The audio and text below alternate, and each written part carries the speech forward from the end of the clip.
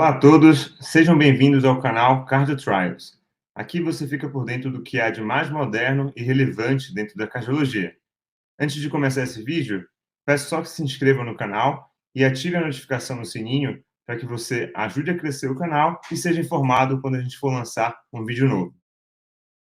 Bom, indicação de intervenção na doença coronária crônica, naturalmente é um tema vasto e que renderia horas e horas para a gente poder conversar, mas tentando trazer isso de maneira objetiva, esquemática e mais simples, como é que a gente pauta aí, quais as variáveis a gente pauta nessa indicação de intervenção na doença coronária crônica? E aqui eu não vou nem entrar no mérito se vai ser cirurgia ou a intervenção percutânea, seria indicação de intervenção, porque se é cirurgia, ou stent, isso seria uma outra discussão também. Então, a gente tem um step by step aí que a gente tem que se perguntar antes de indicar ou não a intervenção para o nosso paciente. O primeiro passo seria se o meu paciente com dor torácica tem chance de ter doença coronária, porque a gente sabe que não necessariamente a dor torácica vai ser secundária à doença coronariana.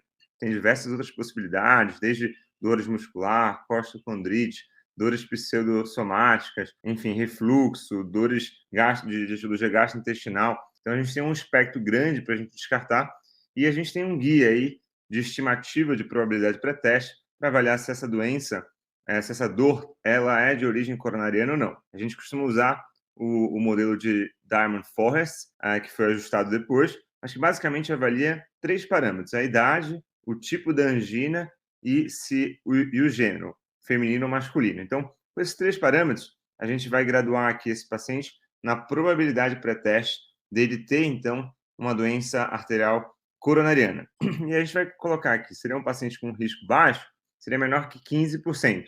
Se é um risco intermediário, ficaria entre 15% a 85%. Se é um alto risco, a gente considera acima de 85%. Então, uma vez a gente falando que é um paciente que teria talvez um risco um pouco mais alto, como é que a gente define, então, o diagnóstico? Primeiro, a gente está tendo a estimativa de se esse paciente tem risco ou não. Depois, a gente vai definir o diagnóstico de DAC. E aí, a gente parte para os métodos de exame, né? Que aqui eu trago a diretriz europeia, onde a gente avalia aqui naquela tabelinha que a gente comentou. Primeiro, se o paciente for assintomático, não tem indicação de nenhuma dessas.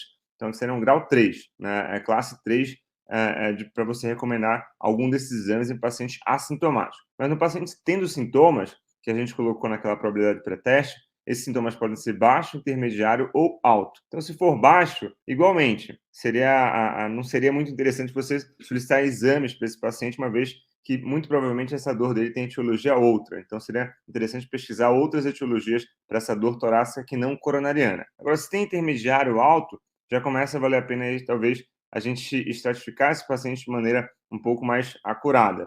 A grande maior parte das estratificações para pacientes com risco intermediário são estratificações funcionais, como a gente coloca aqui, seja no ecostresse, seja numa cintilografia, mesmo na ressonância ou PET perfusão.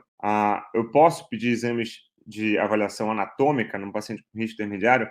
Naturalmente, a gente pode, recomendações mais recentes até aumentaram o grau de recomendação, especialmente quanto à angiotomografia, para a gente descartar a doença nesse perfil de paciente. Mas a gente costuma focar aqui, talvez, nos pacientes com uma prova funcional e deixar ali a angiotomografia para aquele paciente que tem um risco baixo, eu quero descartar doença, também seria uma opção. Paciente com alto risco, então é aquele paciente que, via de regra, não tem muito como fugir ele. Então, outra vez, a prova anatômica e o cateterismo seja a melhor opção para a gente dar o diagnóstico desse paciente e firmar que ele tem doença coronária crônica.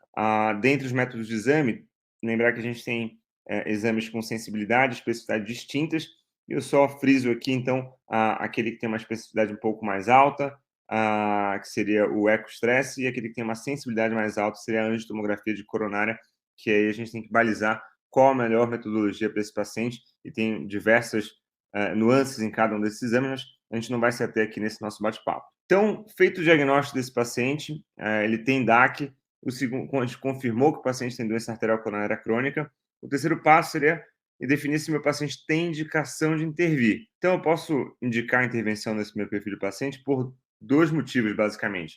Ou por sintomas, quando eu quero aliviar o sintoma desse meu paciente de dor, ou por prognóstico, quando eu quero ter impacto na sobrevida desse meu paciente. Para indicar por sintoma, basicamente aquele meu paciente tem a dor anginosa, que a gente já conversou em outras aulas, e a gente tem que ter exaurido todo o espectro de possibilidades de intervenção medicamentosa para poder indicar a intervenção desse paciente. Então, primeiro, o paciente está recebendo já para alívio rápido ali, nitrato de rápida ação, ou o paciente está com as medicações de uso crônico de primeira linha, seriam os beta-bloqueadores, ou de segunda linha, que a gente tem bloqueador de canal de cálcio, a trimetazidina, ou mesmo a ivabradina, ou medicações de terceira linha, que são os nitratos de ação prolongada, ou mesmo medicações de quarta linha, que seria o halopurinol. Então, o paciente exauriu todo esse espectro de possibilidades e ainda assim continua com angina, então esse paciente a gente pode indicar a intervenção aí por sintomas. Então, seria aquele paciente que tem uma dor torácica refratária ao tratamento clínico. Então, essa seria uma indicação por sintomas. Agora, para a gente indicar por prognóstico, uma vez deixando de lado aqui a indicação por sintomas, por prognóstico. Então, você faz então ali o step by step que a gente conversou, define que o paciente tem indicação de ter VI. Essa indicação, a princípio, não seria por sintomas, a indicação aqui seria pensando em prognóstico, ou seja, a gente quer intervir para que esse nosso paciente viva mais. Agora, o ponto é, quando é que eu indico um procedimento para aumentar por prognóstico, pensando em sobrevida do meu paciente? Então, esse que é o ponto. Basicamente, é naquele paciente que tem um alto risco para eventos cardiovasculares, ou seja, é aquele paciente que tem risco alto de infartar, ter um AVC ou mesmo morte por conta da doença arterial coronariana. E, basicamente, as diretrizes dividem aqui em alguns pontos, né? Então, delineio aqui nessa imagem, por prognóstico, a gente tem indicação ali pela função ventricular, pela anatomia e pela isquemia. Naturalmente, todos esses pontos já foram reestudados e muitos questionamentos e muita discussão tem sobre isso, mas também não é tema desse nosso bate-papo aqui. Mas, a princípio, por prognóstico, a gente indica nesse espectro. E a outra seria por sintomas, onde a gente teria aqui por angina. Então, trago aqui a diretriz para a gente dar uma olhada, a diretriz europeia, que é a mais recente sobre o assunto. Quando a gente for indicar por prognóstico, a gente tem aqui basicamente indicações por anatomia, que a gente considera um A, seria lesão de tronco acima de 50%, lesão de DA proximal acima de 50%, e o paciente com lesão em coronária derradeira também é uma indicação já 1C. Quando a gente fala em função ventricular, aquele paciente que tem ali 2 ou 3 lesões em artérias principais ali, coronárias principais com lesão acima de 50%, e paciente com disfunção ventricular abaixo de 35% de fração de ejeção do ventrículo esquerdo. Então, quando eu acredito que essa disfunção é causada por essa lesão coronariana, intervir também seria uma opção. E por isquemia, quando a gente tem uma área isquêmica acima de 10%. Naturalmente, de novo, todos esses pontos são ditados na diretriz para indicar a intervenção, seja anatomia, função ventricular e muito mais aqui a isquemia, que foi questionado pelo estudo isquemia, eles todos são meio controversos, tem muita discussão acima desse assunto, mas de maneira esquemática, objetiva e pensando aqui nos guidelines, seriam essas indicações que a gente tem de intervir no paciente com doença coronária crônica. Obrigado por assistir esse vídeo do Cardio Trials. Se você gostou, curta e compartilhe esse vídeo e também deixe seus comentários, perguntas, dúvidas e sugestões, que para a gente é super importante. Até a próxima!